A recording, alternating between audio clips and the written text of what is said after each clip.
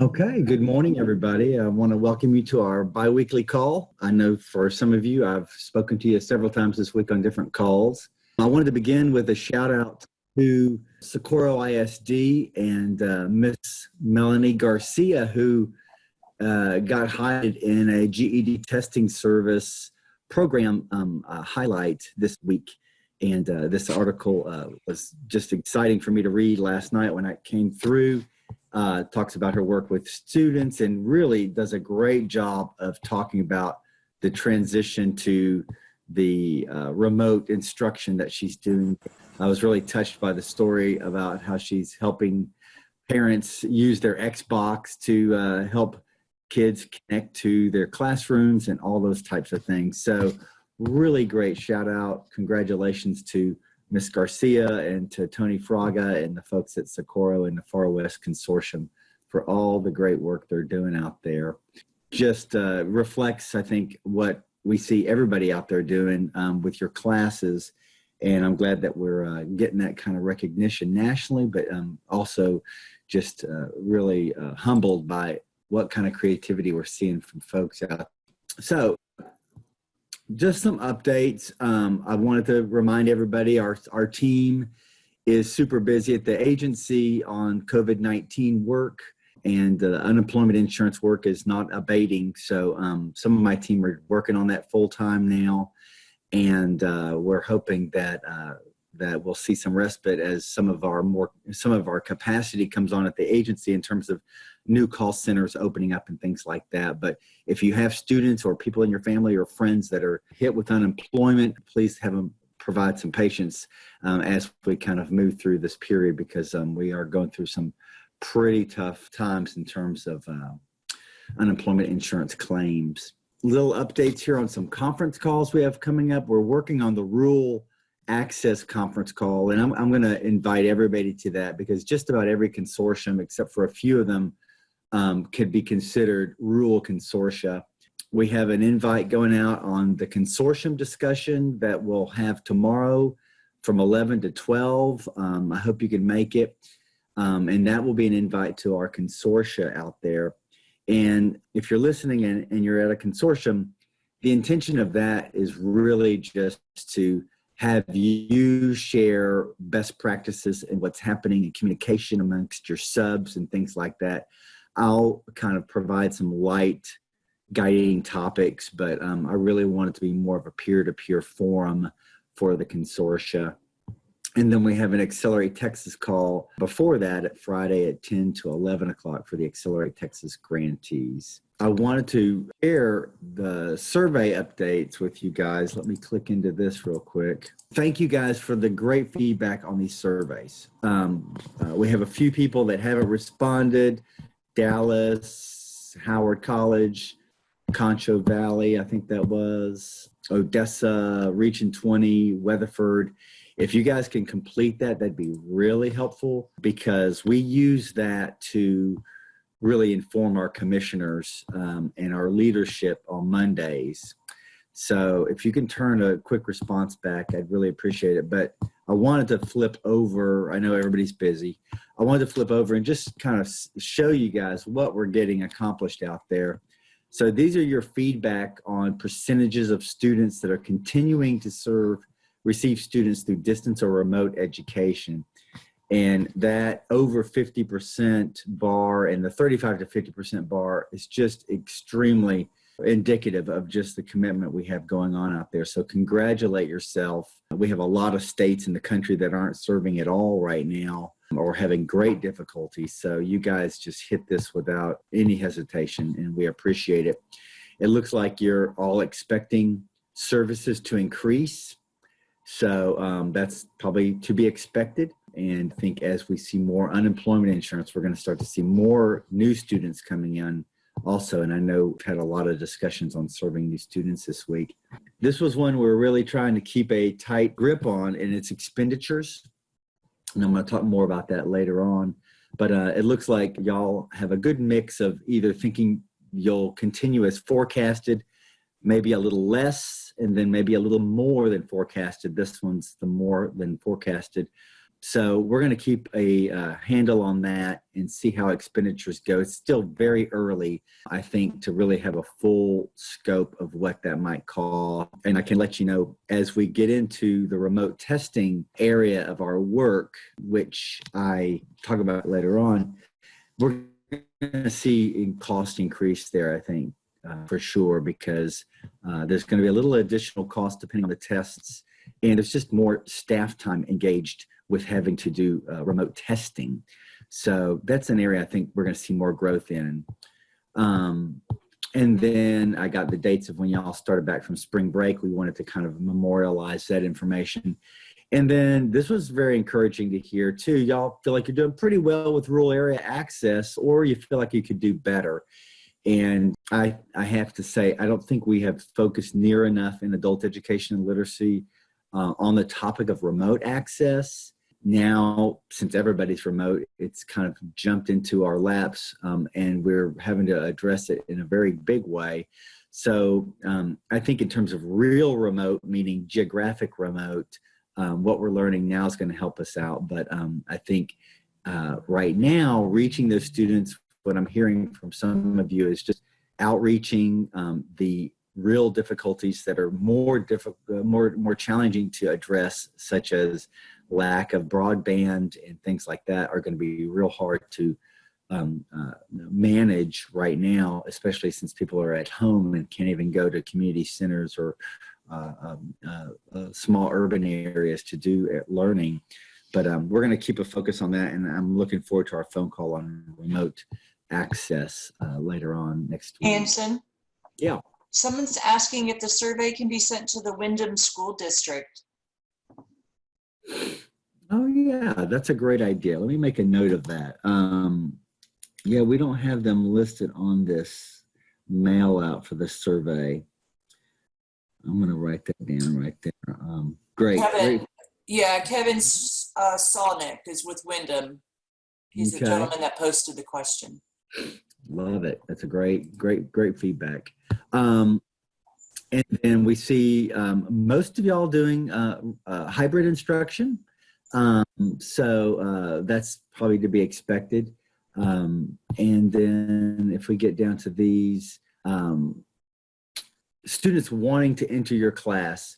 So right now they're starting to come on. These are new students coming in, represented by the green, average amount coming in that are new, and then less than average. So I think that's going to be an area that we're going to have to really watch as things grow. We're still kind of at the beginning of all this, even though probably doesn't feel like it to some of you. But, you know, for the general public that are becoming unemployed or trying to figure out what they're going to do, I'm suspecting they don't expect adult education nor any education to be open because so much education is closed. So I would say one thing we need to start doing is prompting our students in our classes to remind their friends that they're open and that they could join the class.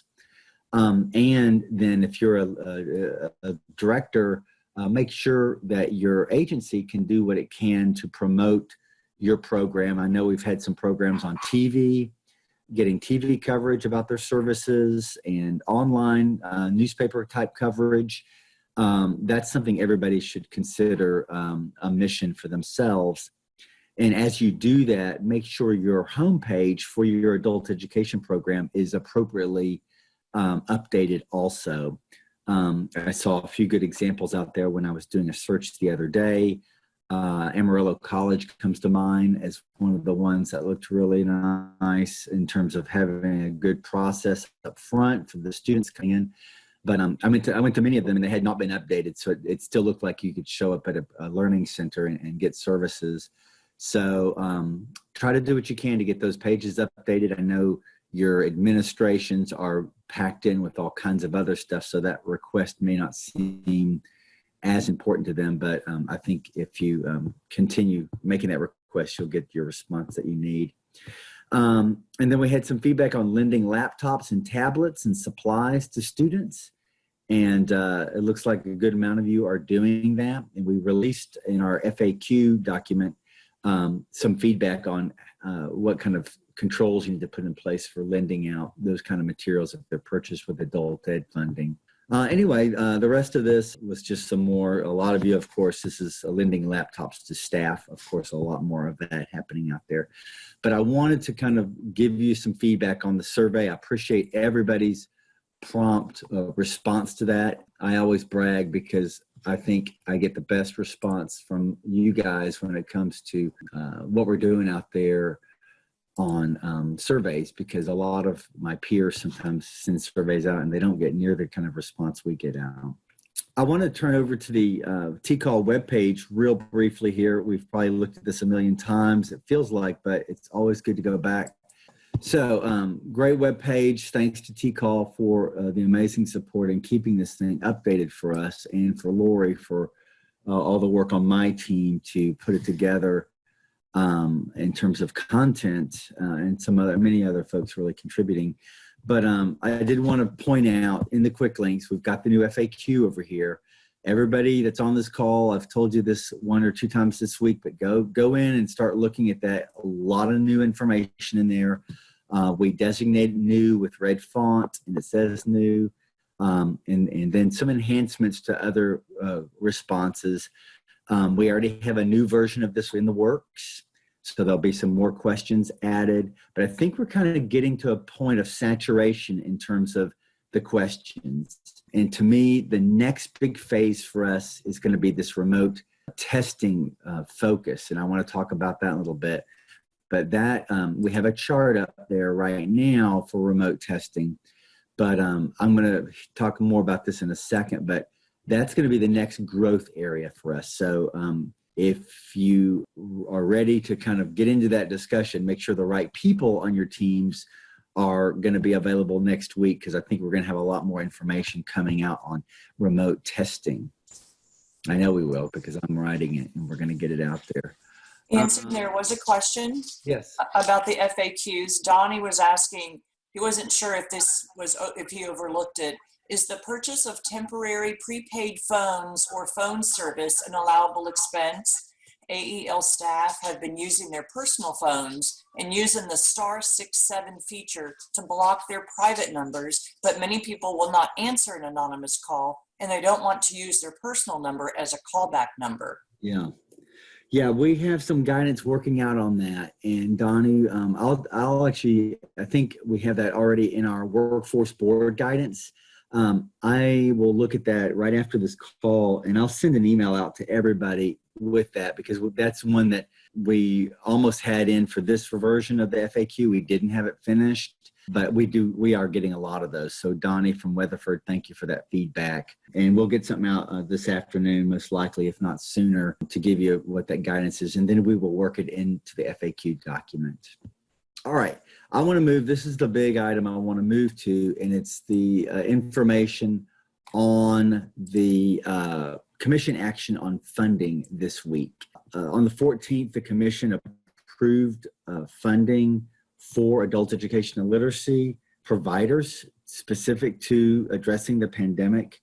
And I'm going to open, and I want to spend some time walking through this. So let me share this document with you real quick.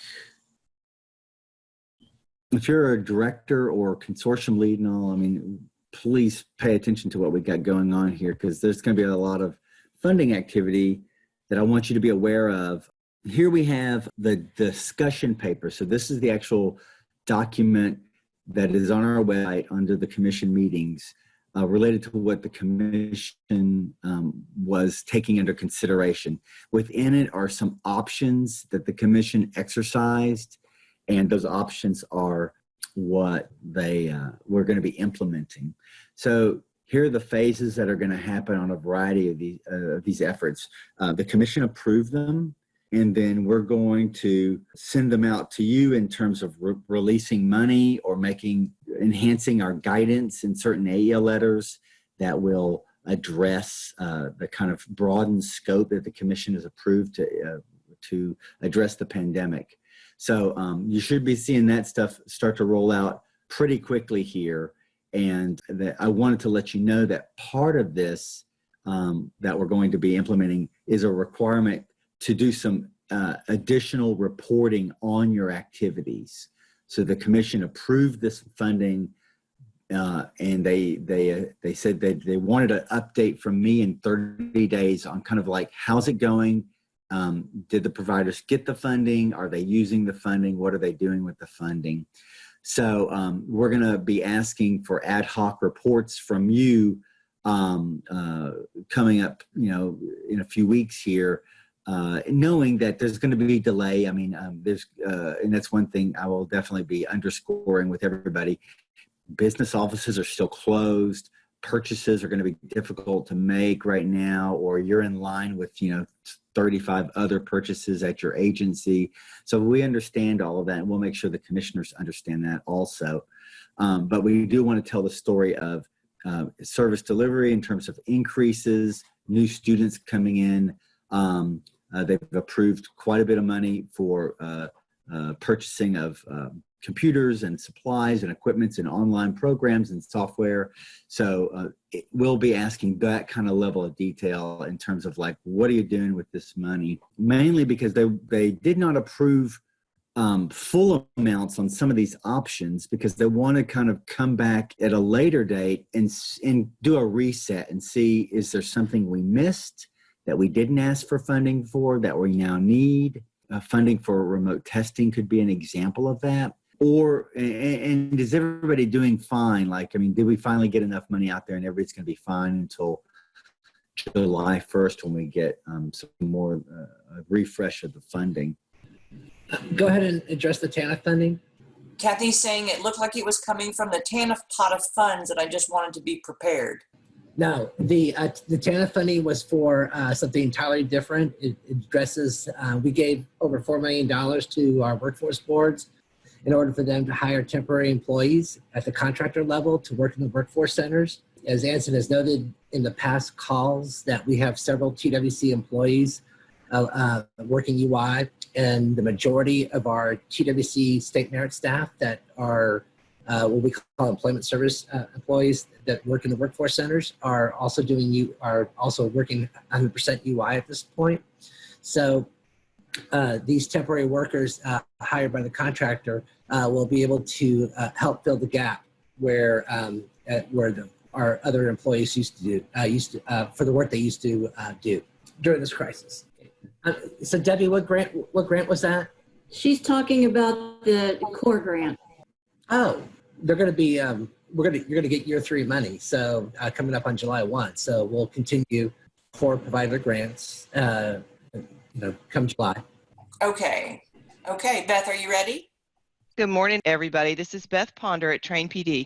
Okay, we're going to go ahead on the agenda and pop down to Roman numeral 2, which is the professional development section. First up in the PD section is we are going to have a PD follow-up plan that's going to be due on June 30th. And it's going to be pretty much the same form that we used last year. We were making just a few minor tweaks. Your PD specialists are ready to go to make program recommendations and to assist you in completing that PD plan follow-up. They will be in contact before the 1st of May, but they've been planning this for weeks now, so they're ready to come in and assist you guys in getting this follow-up plan completed. Lori, since that's an ad hoc deliverable, is there anything else that you'd like to say about that? Only if we have questions about that. It looks like the questions are around funding, so we won't lose those questions. Once Anson gets back on, we can see if he and Travis can address those. Oh, okay, he's back. Let's finish. We'll go ahead and finish PD and we'll let him take control again. So we just want to highlight a couple of things that are coming up. I don't normally put Tech Intel on this particular call, but we're looking for technology resources for your teachers. So coming up on the 17th, Ashley Winkle from Literacy Council of Tyler is going to be talking to us about a tech tool called Wakelet. And it will be a 2-parter. So first part is coming up on April 17th. So something you might share with your teachers. We have our Workforce Wednesday coming up on April 22nd. And that's looking at transitions to college for our ELL students. One other thing we wanted to highlight in this section is we have a number of participants that are in the middle of our Leadership Excellence Academy. And that work is continuing. Parts of it are going to be online, and we're still working through exactly what that's going to look like until we open back up. But our third webinar is coming up on the 22nd, and we're moving forward with that project and really looking forward to supporting each other as we work through this for the rest of the year. Some of you will have people in your programs that are going to be participating in integrating digital literacy instruction for college and career success, TOT. So this was a face-to-face training of trainers that we had on the books that we have moved online. And once the TOT is over, then we will be able to offer this as a virtual training to your programs. So we're really looking forward to this. Denise Guckert is our presenter who has worked really hard to move this into a virtual space. And we continue to respond to needs of the local programs for professional development online. And we have a number of things in the background that we're trying to get on the books to continue to provide some just-in-time professional development for your instructors and program staff. Some of the things that we have done since the end of spring break are now available as new courses in the PD portal. So as your instructors are learning how to do this remote instruction thing, there are some resources now available to them, including taking your classroom virtual, an overview of some tools such as Zoom and WebEx, and then educational video and a flipped classroom approach to online learning. So these are all courses that are now available to your instructors in the PD portal. And so I would encourage you to share these titles out with your team and take advantage of those new courses. And again, the PD plan is due on June 30th. All right, so that's what I had for the PD section. Are there any other questions for us? I don't see any other than some other questions about the PD plan and some answers from Mahalia. I'm going to go ahead and stop sharing. Anson, you should be able to get back on board. Apologize for that. I just had a catastrophic malfunction that was enjoyable because I could see and hear I could hear everybody, but I could not see any of the controls. Oh my goodness. Can you guys hear me okay? Uh-huh. And am I sharing? Yes, you are. Okay, great. We're back up to the PDF. Uh-huh. Yeah, so there was some, I saw Kathy's questions from ACC and some other folks related to the funding that was approved. I think if you scroll to the bottom of those pages, and you're seeing my screen, correct? Correct. Yes. The TANF, as you see, if you read it closer, awarded to boards, and I think Travis addressed this and some others. And then the AEL section we have the whole AEL section that is a separate section. So this was kind of a multi-program package that the commission considered. And there are multiple things embedded in that. AEL is one of them. So the AEL stuff is pertinent to AEL, the TANF stuff to the boards as described in the paper. So let me go through and what we discussed, what we had approved in the AEL. And then I'll have Travis give us updates on where, from his perspective on grants and the finances, these things are in terms of process. But the first action was the commission released about $1 million of the Q3 performance-based funding.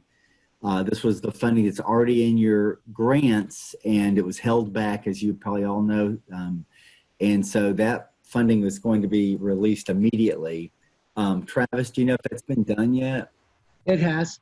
Okay, great.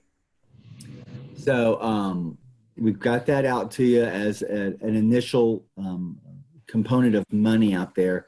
And recall, if you read through this paper, and our guidance will reflect this, the intent of all these releases is to really address pandemic-related costs. And that's what we're going to have our ad hoc reports have you describe. So we're working on how you'll do that through ad hoc reporting. We'll also be tracking some of this money separately to kind of track the expenditures, because remember, the intent is to be able to go back to the commission and let them know how we're doing on the spending, what's going on, and then at a later date, come back, and if we need additional funding or support or additional activities approved, we will get those accomplished. The next item that they took into consideration was taking the workforce integration funding that the commission approved in December. And here it's abbreviated WII and follow-up services awards, and expanding the scope of those services. So not removing a scope, they still have the requirement to use these funds to engage with our workforce partners at the boards and VR and to do follow-up on students. But we made the case that follow-up is the name of the game right now, first off, in terms of just finding students and making sure they're getting into remote education. But we expanded the allowable expenses to include funding for distance learning, licenses, remote education, mobile messaging, and the supplies necessary for the expansion of remote and distance learning. So additional funding that will go out in these separate grants. And I know those were, so the status of those were they were about to be released a couple of weeks ago. We held them back because all of a sudden we realized we could use them to kind of be a quick vehicle to get money out to. So Travis's team had to go back and they're revising the statement of work. Travis, if you can give us an update of where those are in the process, that will be probably useful for everybody. Thank you. Hi, everybody. So right now, the language has been drafted. It's been added. And we have a meeting tomorrow morning at 9 just to review the information with everybody that's in our internal partners, so we can move these out quickly out the door. My goal is to make sure that you have them by next Friday. That's a goal. Yeah. Thank you, Travis. You're welcome. I'm looking at some of the chats. There was a chat not related to the funding,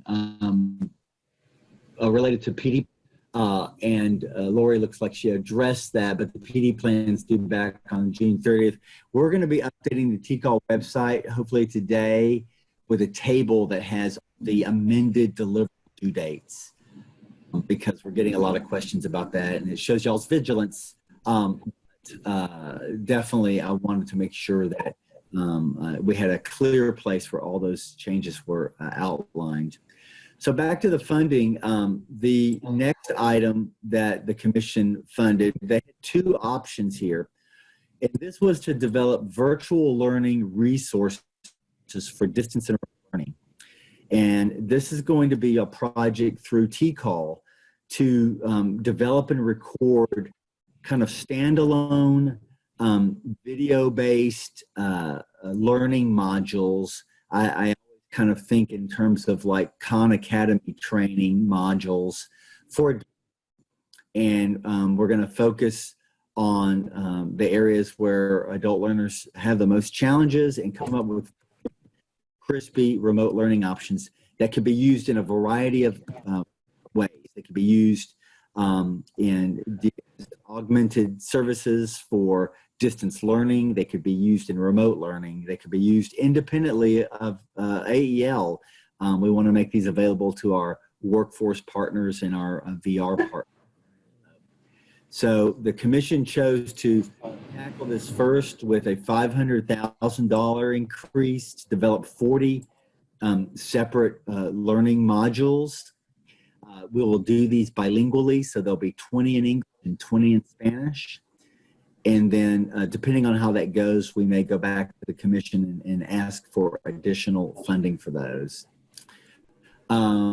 The next item they approved, and the final item they approved, was the expansion of our student support call center. As you know, many of y'all use the student call center that was available through Student Nest. That contract has now lapsed, so we don't have that service available, but we were about to release an RFP to re-procure that service. And we decided to go back and increase the funding amount from $250,000 to $500,000, just to provide a little bit more depth to that service and reach. So that was the initial approval of additional funding from our commissioners, I think pretty quickly turned around out there for the commission. We did a lot of work on that last week, and I want to thank everybody that was involved. But the goal is to help keep the trains running for you guys and to get you the resources that you need. And I want to thank Travis and his team, because they're the ones that now have the heavy lifting of doing some of these contract development and amendments. Hey, Anthony. Yes. Hey, just a couple things. So Ashley reminded that the B1 budgets for PDF were released to you all yesterday on the 14th. Actually, on the 14th. Okay. The commission took action. In regards to the amendment for T-Call, for our friends over there, the annual amendment is actually going through for year 5 right now, and it's close to signature. And so once that's executed, then we'll come back and add the additional 500,000. And then, of course, as you noted, the RFA hasn't been released for the Student Center, but we did make changes to increase the amount from, I think it was 260 or 240 up to 500,000. Yeah. Very good. All right. Well, off we go. So I appreciate that. And you guys let us know how it goes on expenditures. We recognize there's going to be a lot of delays in billing and things like that, because so many offices are still closed and maybe closed for quite a while.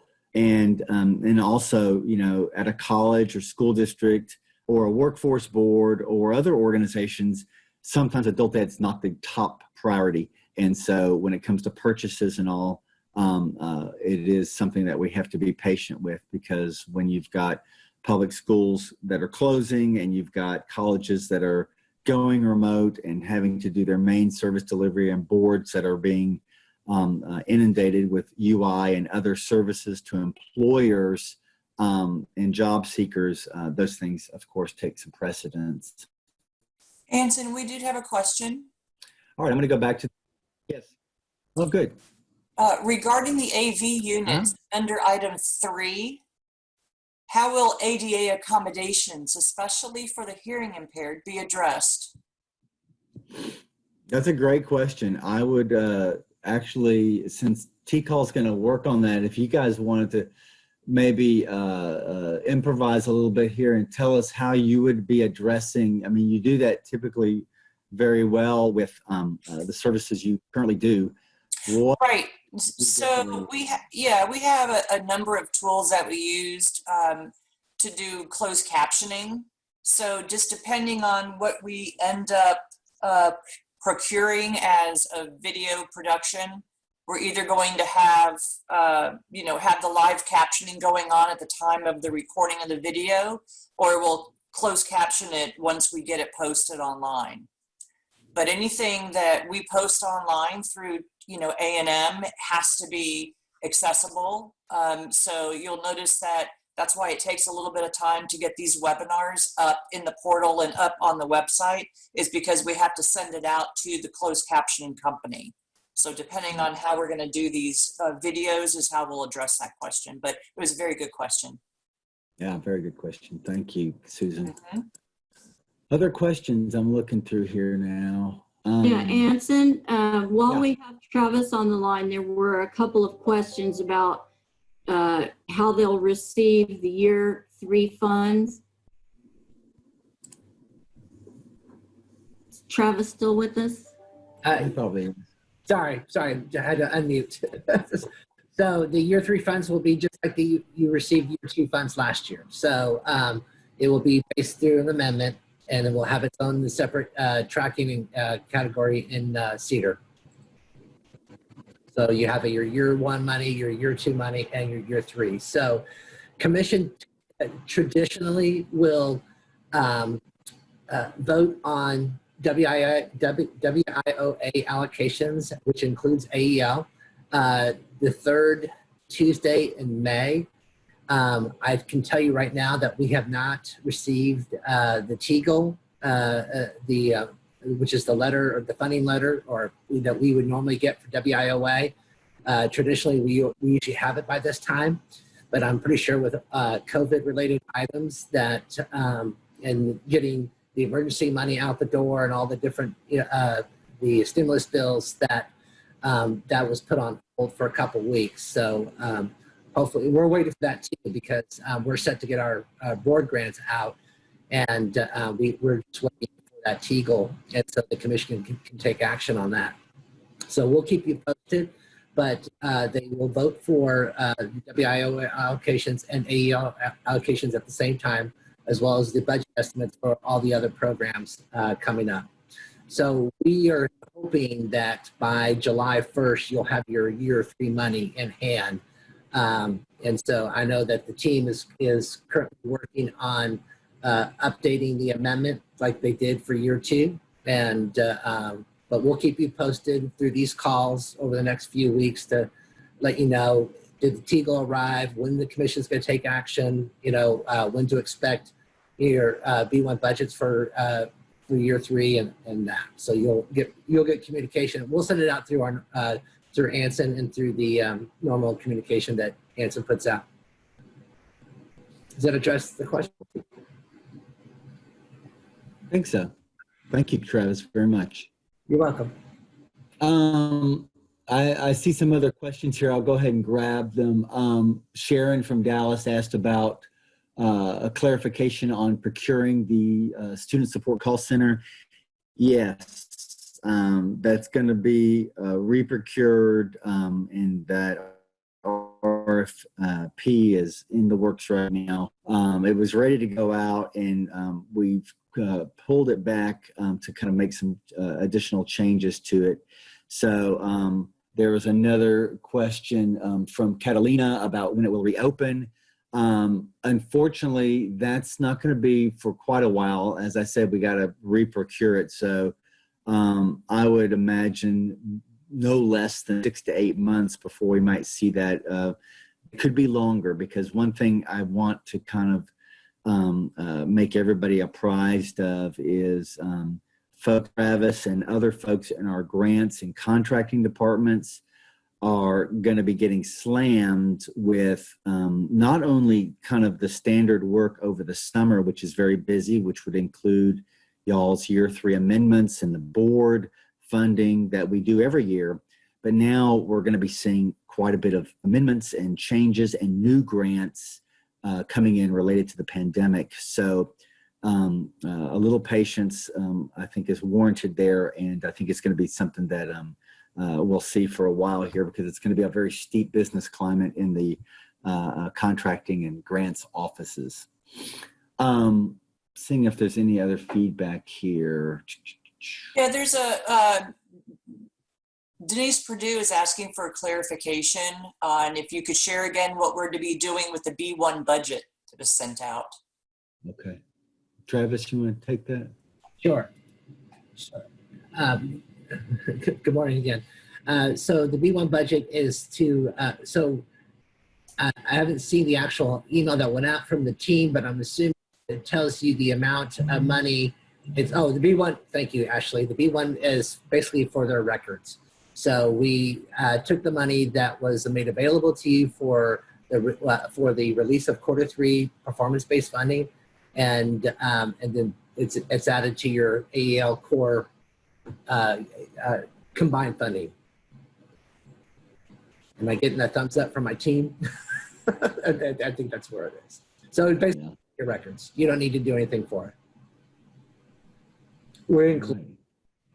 I will let you know, on top of that, for those providers that did not earn their year 1 Q4 and year 2 Q2 performance-based funding, the team is in the process of sweeping those funds. So you will see a deobligation amendment come through that will remove those funds from your grant. And it's a total of $535,000 between year 1 Q4 and year 2 Q2. If you did not earn the performance-based funding. So. Right.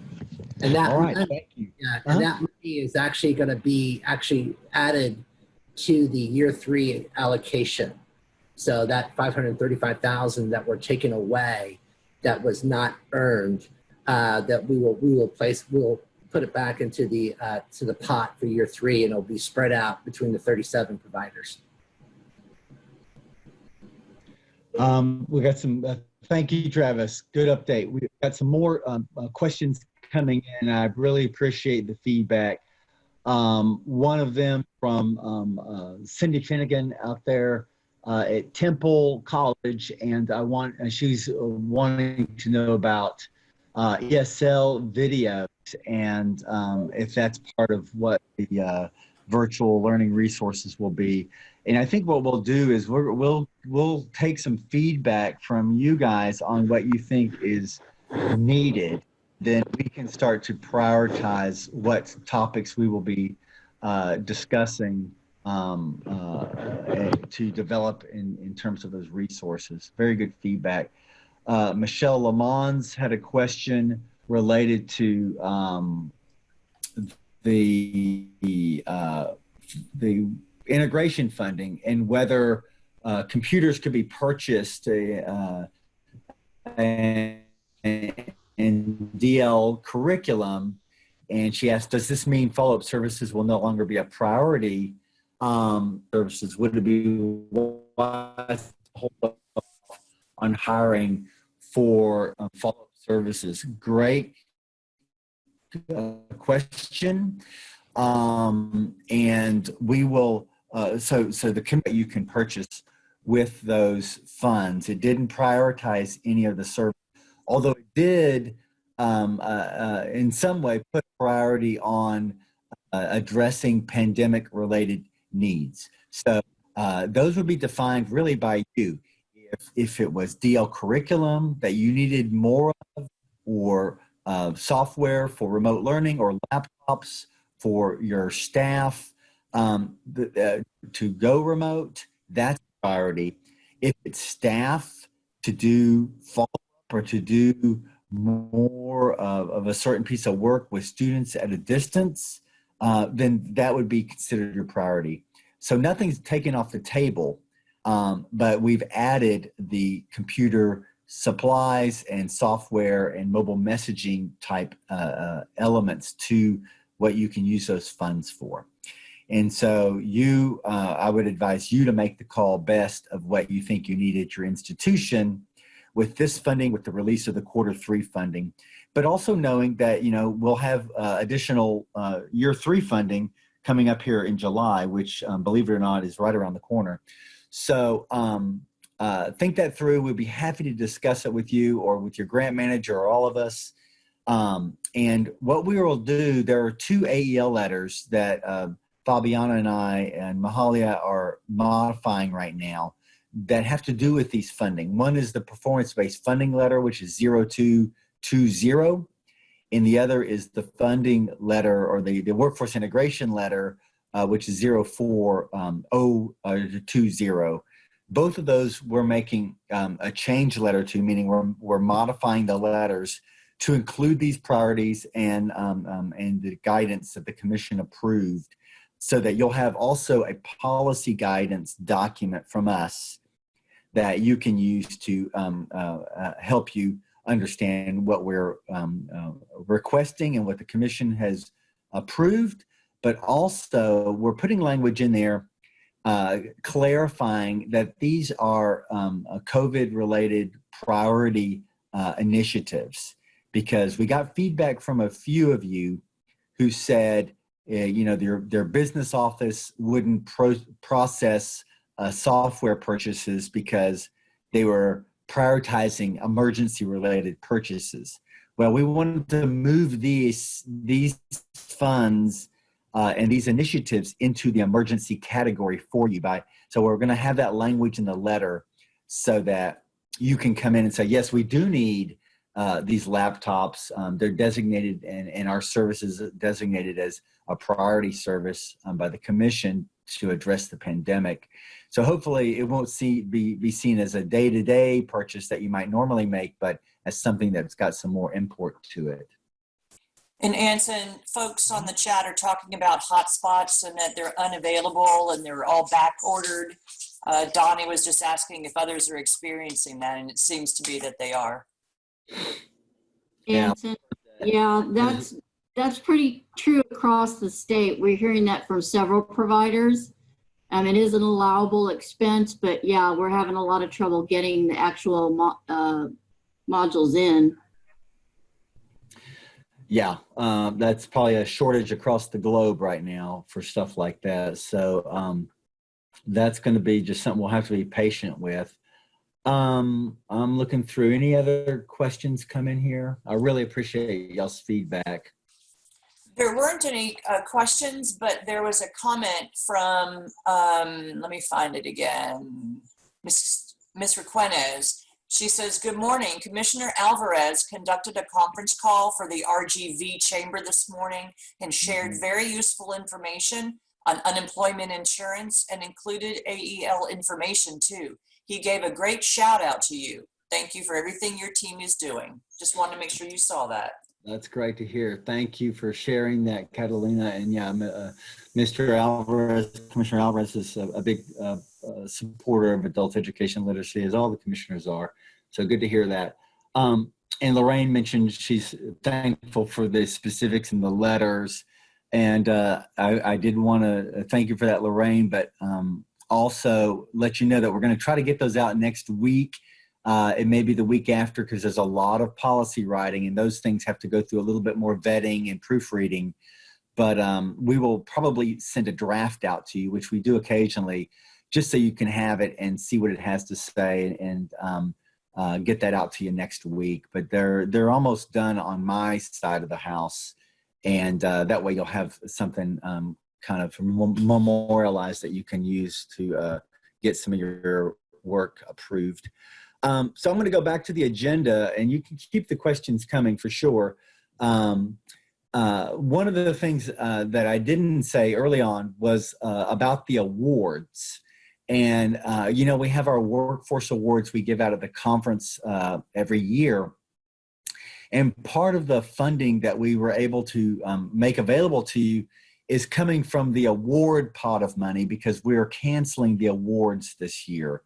So it's probably no surprise that, you know, awards and the performance related to those are going to be just in real flux for quite a while. So we thought giving awards didn't seem to make any sense in terms of could they actually be viable and is it the right thing to do? And the commission decided, you know, money needs to go out to direct service delivery, and that's more important. So there will be no awards this year. And I wanted to give you that update. And this was given out to the boards yesterday too. So I want to move over to remote testing. And I know we're at an hour right now, but I'm going to keep going. And typically we run our calls a little long anyway.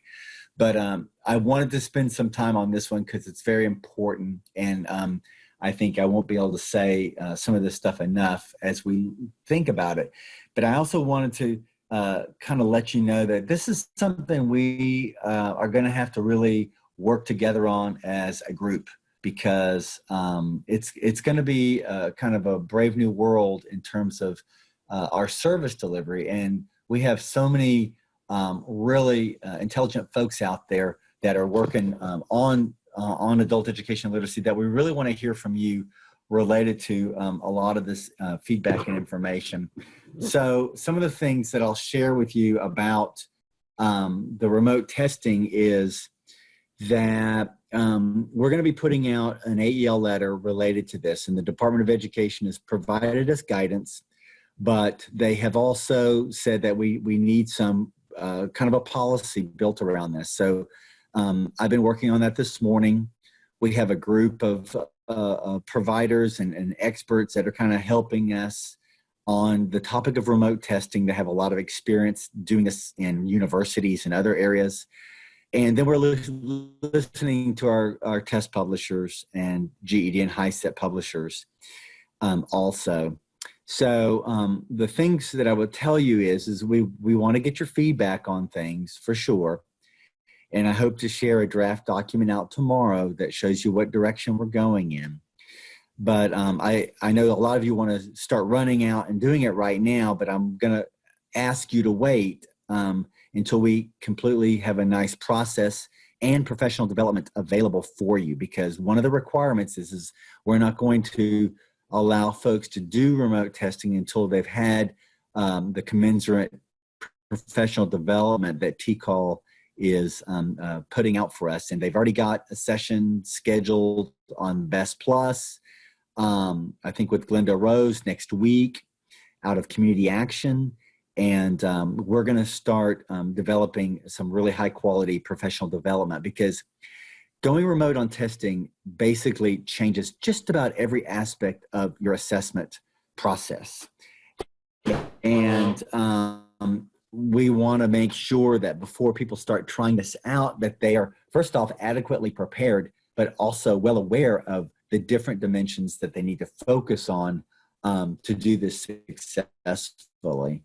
So right now, I will say, you know, performance, as I've said in other phone calls, shouldn't be your main focus. Your main focus should be service delivery, getting to students that are coming to your program for the first time, serving new students, serving existing students.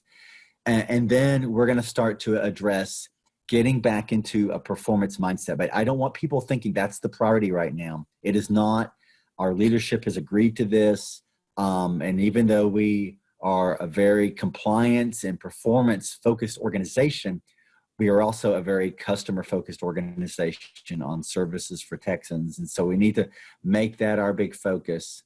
But in terms of the testing, some of the things you'll see from us are components related to professional development, as I've mentioned, but then the guidance based on each of the different tests. And when I say the test, I mean the best series, the TABE tests, the Class C tests, and then the CASAS tests, then also the HiSET and GED. So there's going to be multiple different processes that we're going to be pointing to the guidance from those test publishers in terms of what you need to be doing. There are elements related to identifying the individual, test security, and administration.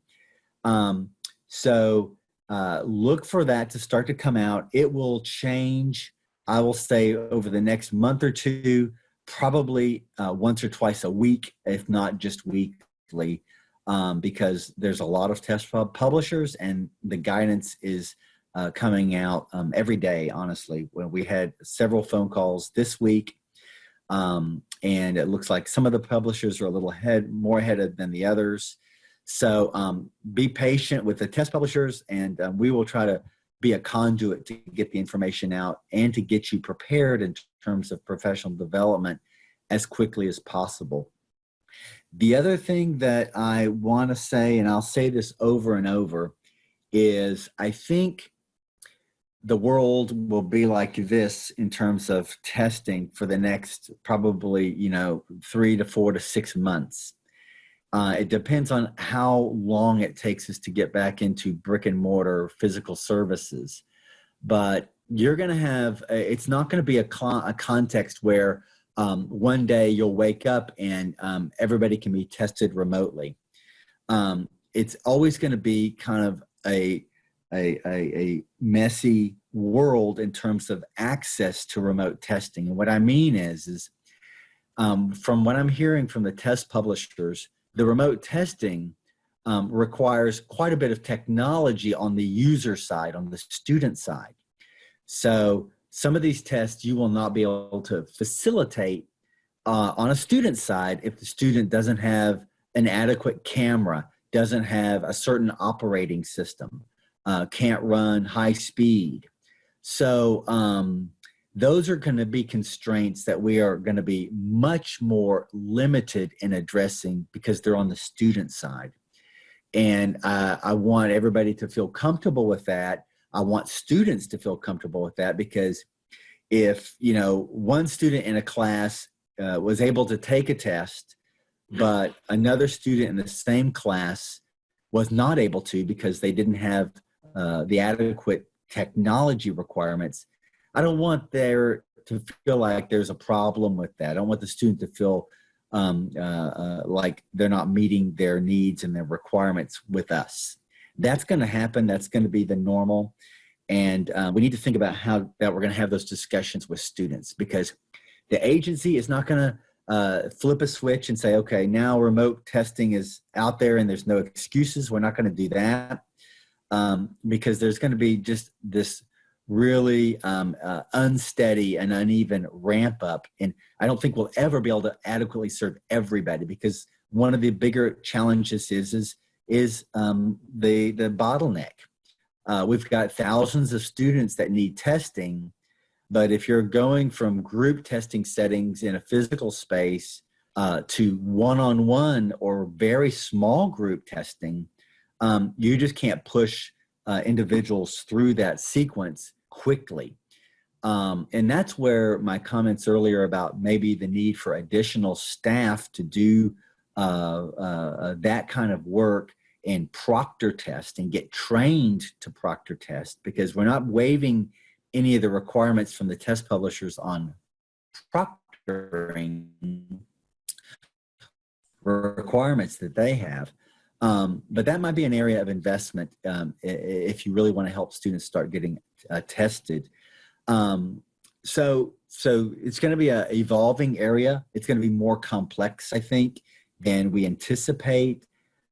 What you're hearing from me right now is kind of what I've picked up over the last 72 hours, just listening to different presentations and hearing feedback from providers and from the test publishers.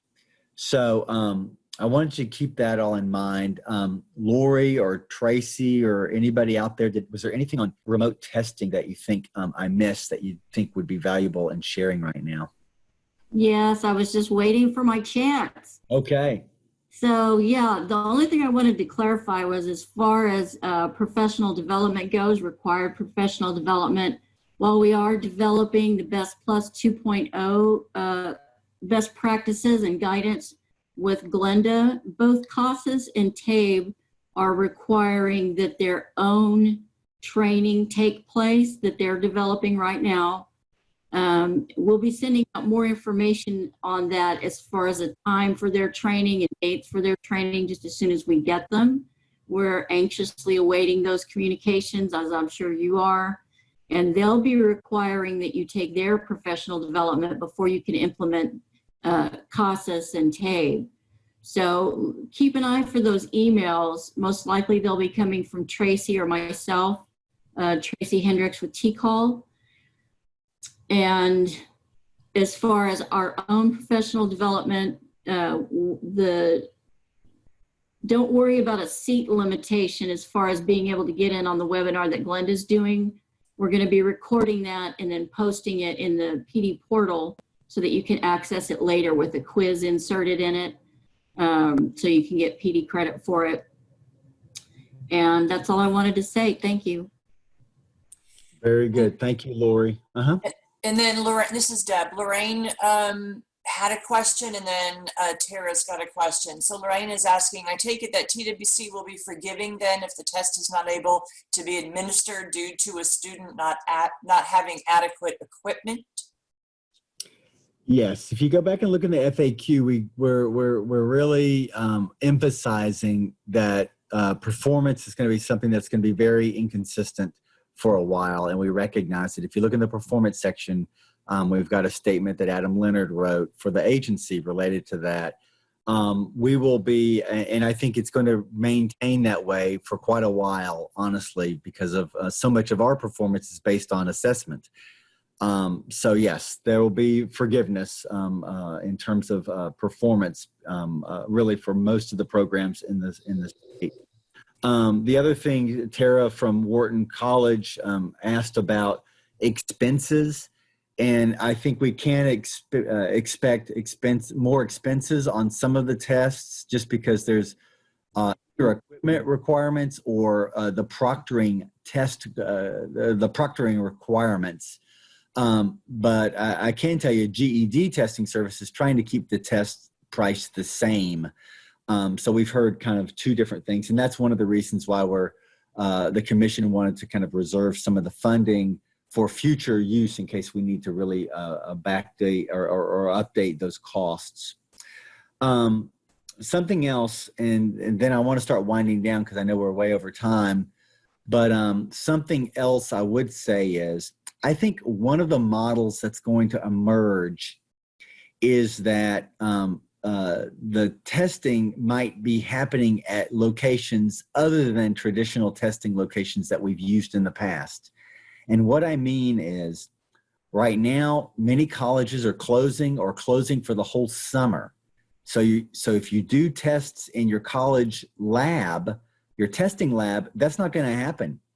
And so I'm advising folks to start thinking, where could I give a test if all of a sudden the test was available remotely, but my school was closed or my testing center was closed? We've talked about this with GED also. GED testing centers are not under the control of TEA or TWC. They run and operate on their own, and some of them may choose not to reopen all summer. So we talked to GED about to what extent could the GED proctors go to another location and give the test. Could be a community-based organization, could be a workforce board, resource room, somewhere. And maybe, if we're practicing social distancing, give the GED test, but give it in person with an online proctor. And they said that was one of the options they're looking at. So you might start thinking of, if you think your institution's not going to open this summer, where could you give tests? Maybe it's a community-based organization, your consortium, maybe it's a partner where you could find an appropriate room, a quiet room, all those kind of requirements, but do it in a kind of quasi-remote session where you could also be supplying students with appropriate laptops or computers so they would have the adequate equipment to take the test. Because I think that's the big constraint for many students, is they just don't have the equipment or they don't have the adequate equipment.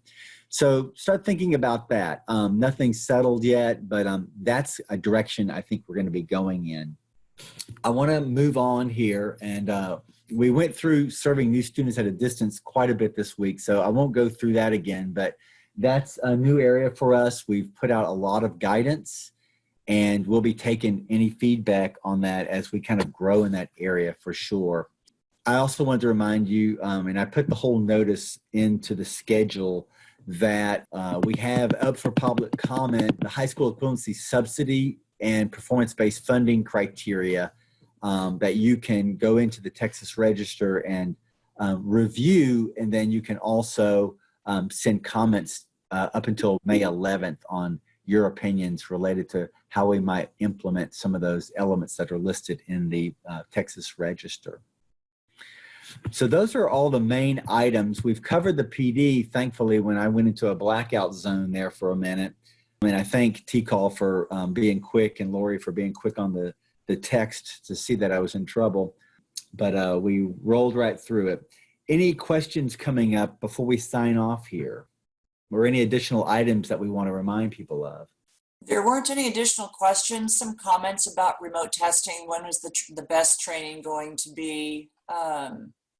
Donnie says, due to considering that hazardous, the district probably wouldn't allow us to meet in another location. Yeah, I mean, that's a new area for us. I mean, I think institutions are going to, always defer to your institution first on any of this stuff, because they're the ones that are giving you authorization to run your program. And if a school district or college or someone says, no, we're just not going to allow you to do any testing, that's the answer. And you'll have to go with what your leadership says first, for sure. And someone was just asking, when was the date for the Best Plus training? We're getting that all scheduled today. We'll let you know, and it'll be next week. Tracy's handling that for us. And that's it, I believe. Okay. Well, I think you guys know how to get a hold of us, and we appreciate that feedback. So I'm going to go ahead and sign off here, and wish you guys a good day and a good rest of your week, and we'll look for you online. Interesting stuff. Okay, thanks everyone. We're going to go ahead and sign out.